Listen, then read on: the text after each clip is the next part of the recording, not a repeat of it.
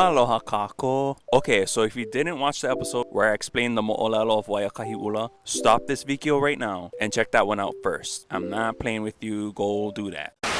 Okay, so if you have seen that episode, then let's proceed. So this is going to be about the erasure of the name of my home, Waiakahiʻula. Alrighty, so in 1848, we here in Hawaii had a brand new land management system that was in place, called the Great Mahele. And what this did was give Kanaka Oiwi, or Native Hawaiians, the opportunity to legally own their lands. Whether the Mahele was great or not is debatable, but that's not the topic of this video. Anyways, the ahupua'a of Waiakahiʻula was given to Keahikuni Kekauonohi, who was a chiefess and a granddaughter of Kamehameha Ekahi.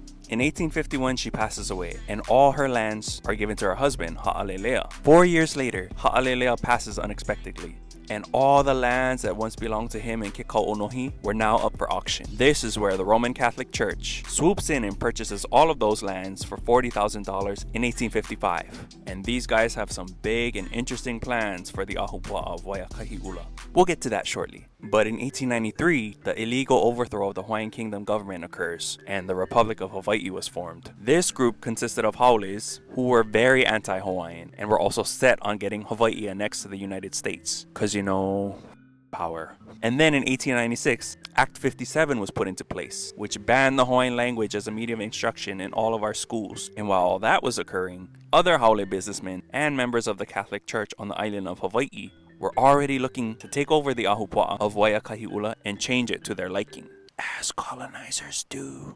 According to articles in the Hilo Daily Tribute in 1897, the Catholic Mission had reserved 5 acres of Waiakahiʻula for a church and a Catholic mission school. They also allowed a few haole businessmen whose primary goal was to turn Waiakahiʻula into a coffee plantation the opportunity to do just that. The article states that the Catholic Church had given permission to several business parties to build, grow, and plant coffee for their future coffee plantations. In that same article, W. Crook, yes, that's for real his name, expresses his confidence in Puna being the future for all coffee plantations in Hawaii. He also says that as soon as the new Puna roads have been completed, he expects to put up several buildings in Waiakahiʻula for business purposes. Notice how us Kanaka are never involved in any of these conversations, and that's why historical context matters. Anyways, let's time jump a little bit. So in 1898, Hawaii magically becomes a territory of the United States with the help of an imaginary treaty of annexation, which is perfect for all those aspiring coffee plantation owners in Puna, right?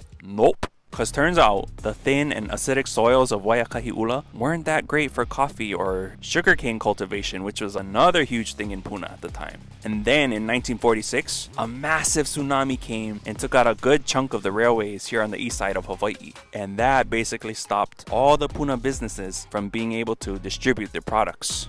Lose money. Time jump again.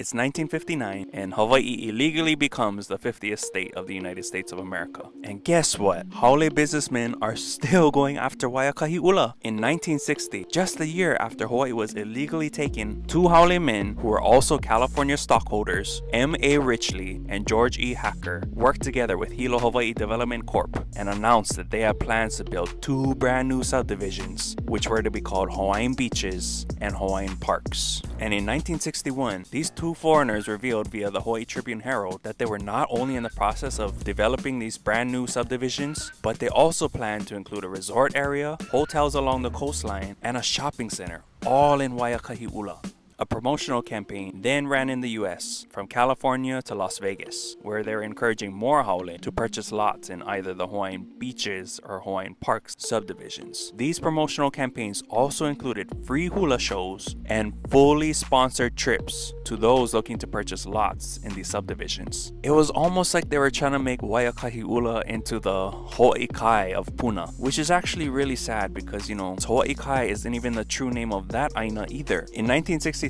official development for both Hawaiian Beaches and Hawaiian Parks began. And keep in mind of the following. Hawaiians were no longer in control of our government, okay? The Hawaiian language was still banned in our school systems, and this entire subdivision was being built prior to there being any laws that protect traditional Native Hawaiian cultural sites. So basically, it was during this time that all things Hawaiian were being swallowed up by outside influences, and we had 0 laws to protect us. As time progressed and the suppression of all things Hawaii or Hawaiian continued continued, the public consciousness of the original place name of this aina began to fade. Starting from the 1970s to the present day, all of our local newspapers only refer to this aina as either Hawaiian Beaches or Hawaiian Shores. If there's one thing you should know about colonialism, which is something that I've already spoken about in a previous episode of this series, one common effect of colonialism is the aspect of erasure. When the colonists arrive, they tend to replace native names with names that fit their beliefs, their perspectives, and their agendas. The haole men who gained control of Waiakahiʻula did